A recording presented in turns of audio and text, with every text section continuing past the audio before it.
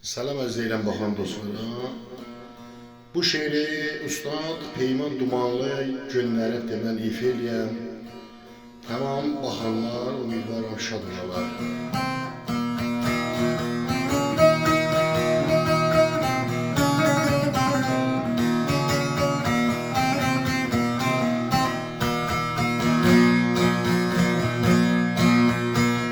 Mən öləndə məzarət edelim, atam anam intizarda qalmasın. Toprağı üstümə dökün bidilim, bacılarım saçlarım yolmasın, beni yolmasın. Məndən sonra gülünləri solmasın, beni solmasın, beni solmasın. Çoxlu əzablar çəkmişəm dünyada,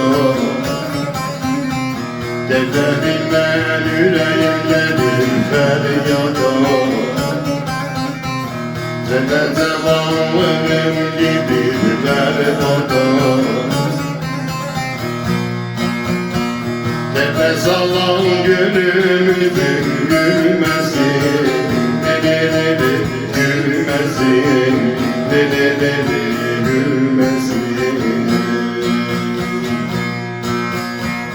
Demdiğinde manın hiç kes bilmesin, Deli bilmesin, deli bilmesin.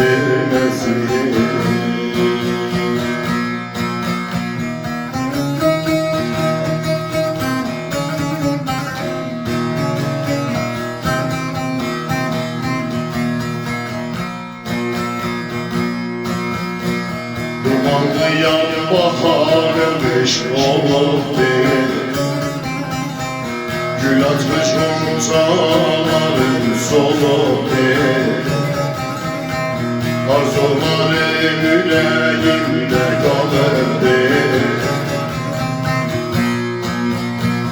Aman Allah adıma çatamamdı, Deli amandı, Deli amandı. Cevan öpümüzen rezeler talandı, Deli talandı, Deli talandı. Aman Allah'ın adıma çatamadı, Deli amandı, Deli amandı.